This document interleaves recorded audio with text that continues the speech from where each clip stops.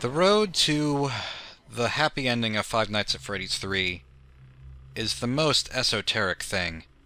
I mean, perhaps not by old games standards, but as far as any new game that I've seen, this is the biggest set of secrets that I've seen in a long time. Although I'm not sure if you would call them secrets, even though they are very well hidden because they're kind of necessary in getting the happy ending. This isn't really part of it, but if you double-click the puppet drawing in the hallway on camera 8, you get the Happiest Day minigame, which shows a child at the end of a birthday party having his saddest day. So, it is our job to change that. On camera 8, double-click the Balloon Boy poster and you get Balloon Boy's Air Adventure, which is the most exciting game. 10 out of 10. I think it's going to win the PC Master Race with its 1080 HD graphics and real-time shading, and yeah, there's just a hidden door there. Just a hidden door there. And now we fall like a feather at a snail's pace into this land of creepy crying balloon boys and a grayscale Mexican cloth in the background. And look at this! The one remaining balloon on our counter is this Rainbow Special balloon. And for some reason this is crucial to helping some kid ease his spirit. But what we're doing basically, the idea of this whole, I guess you could call it a side quest, is we're trying to put the spirits of the dead children who are trapped inside the animatronics, we're trying to put their spirits to rest. And magically these mini-games and completing them in a certain way does that. I was trying to see if in this minigame there was something behind that curtain. There is not. It is just the Pirate Cove. I think this building is the same one from the first game. So this room on the map in the sort of bridgeway mini-games between nights is always significant in telling you some kind of hint as to what you're supposed to do on the next night. What I did on the first night isn't actually necessary to do in the first night. You can do it on the second night too, but I decided to do it on the first night because it just seemed appropriate for whatever reason. So then, if you click the buttons in the order that you saw on camera 7 on the arcade machine, then you get Mangle's Quest, not to be confused with Peasant's Quest, in which you play as Mangle, who has a floating purple shadow that follows him/her as he/she jumps. I'm not really sure what that's about. And then at the bottom of the screen there is Fat Boy Who Raids the Cookie Factory. I think that's the name of some old Flash game. I'm not really positive about that. It's something that I played years and years ago and don't remember anymore. I don't know what the heck that thing is that you collect. Whatever it is on Mangle's back, it just looks like a weird sock puppet wrench. And yay, another hidden door. And this time the grayscale Mexican cloth is red. And there's just this big black puppet statue that is crying. Just two steady waterfalls. These balloons would not show up unless you already did the Balloon Boy minigame, which you can, as I said, do on night 2. If you want to. These wouldn't appear unless you got that special Happy Rainbow balloon, which you can only do once in a blue moon. There was a blue moon on the screen. It was an easy joke to make. I'm sorry. It was a terrible joke. Also on night 2, if you go back to the Balloon Boys minigame, float down, oh hey balloons. It's a good thing that these balloons are here to guide my path, and I'm glad they are stable enough for a full animatronic child to stand on. Gotta love how they're flat on the top, too. As a result of doing the other minigame, we can now give this child cake. It's a multiple-step process just to feed that one child cake. And make him happy. Or at least make him not terribly crying sad. On the night in which we play as Bonnie in the minigame, if we sluggishly make our way towards the special hint screen, it has 4 cupcakes. And those follow suit with the cupcakes in the other games that are just there, staring at you with their 2 eyes, because for whatever reason the cupcakes have eyes. And this is to hint that on the 3rd night, there are 4 cupcakes on the map for you to click on. Again, I'm really not sure how you're supposed to figure all this out. This is hinted at better than other secrets a little bit later on. But the muffin cupcakes are on screens 2, 3, 4, and 6, and then you play as Chica, who has a gun. It's not really a gun, it's a tray, but I like to think of it as a gun. Although it can no longer be a gun because it has a cupcake on it. And it seems like this is Toy Chica instead of the normal Chica that I know and love and hate. So I'm not really sure what that's about or what kind of significance that is. All of these children seem to be from different time periods. And I think that they were all assaulted by the purple guy, whose identity is still kind of unknown. I think that purple guy is probably not actually purple. By the way, this is what happens if you fall in that point. That's something I discovered.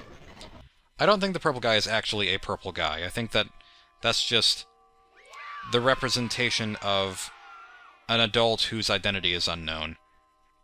It's just convenient. But if he is actually a purple guy, well, I want to know what that looks like. That would be odd.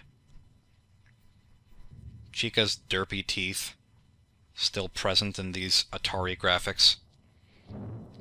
The hint here is 395248.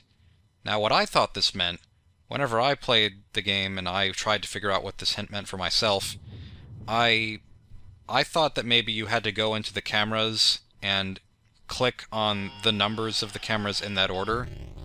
Just, you know, click on camera 3, then 9, then 5, then 2, then 4, then 8. And then I tried it again, double-clicking them, but neither of those things worked. It turns out there's a panel on the wall made up of the wall tiles, and you have to click them like this. What?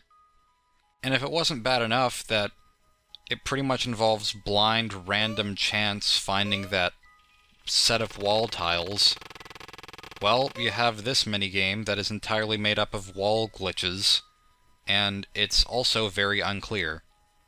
Although I guess you can't really call them glitches because, even though they're meant to look very buggy, they are intentionally programmed into the game for a goal. So, yeah.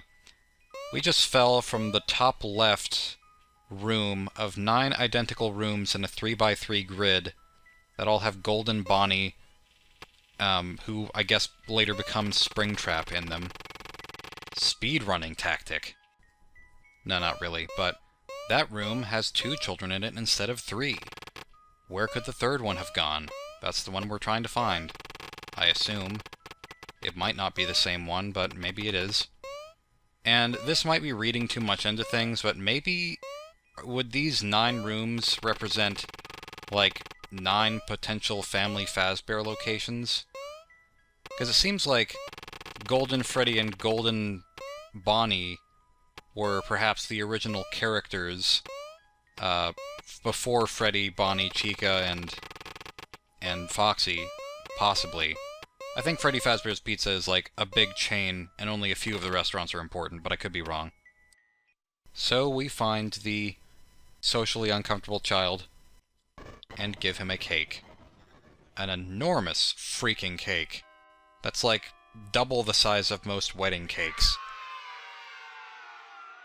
Continuing to the minigame between nights 4 and 5. I like how Foxy starts at Pirate Cove, and it's a little bit different. There's Shadow Bonnie.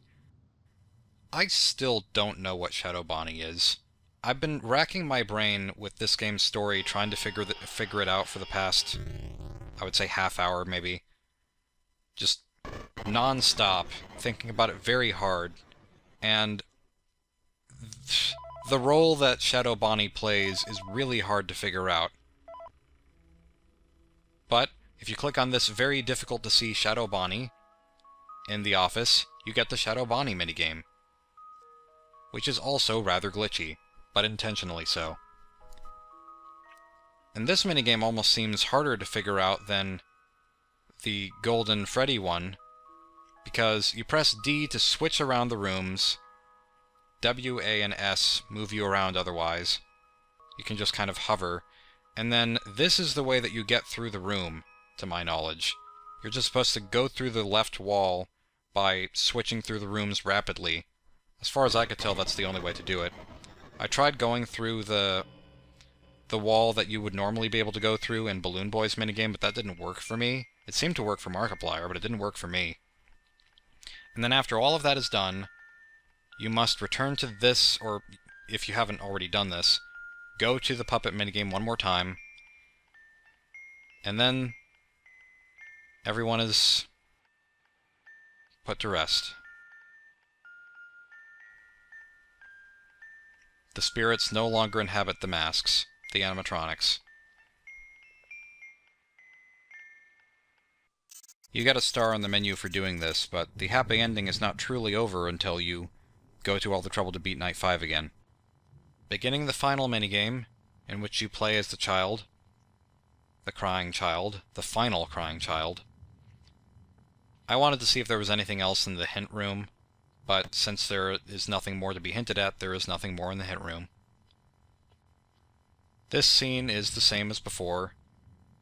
I don't know if those blue things do anything. They seem like maybe they could be beds or tablets or maybe tubes in which you put people to preserve them. I don't know. But yes. You scare the purple guy away. He runs into the suit. This could be interpreted as him laughing or him trying to breathe, and thus setting off the spring trap. And apparently, the Five Nights at Freddy's 3 trailer in which you see the spring trap twitching is that scene. And here are the masks, no longer with lights in their eyes, symbolizing that the children have gone to a better place, and that they are no longer traumatized from what happened in their life. Though I feel like this would be a fitting end for the series, and I don't know where it could possibly go after this, there are still a number of unanswered questions, like what the motivation of the purple guy was, what role the puppet plays, what role Shadow Bonnie plays, why the kids were distressed in the first place, what happened at the first Freddy Fazbear location that is significant to the story, that the phone guy refers to as Fredbear's Family Diner in Five Nights at Freddy's 2. There is still room for a fourth game to hopefully put an end to all those questions. There might be a fourth game, there might not be. I wouldn't object there being one, depending on how it was done. But if there aren't any more, I consider this a satisfying conclusion. Thank you all for joining me on this journey, and I will see you in whatever we do next.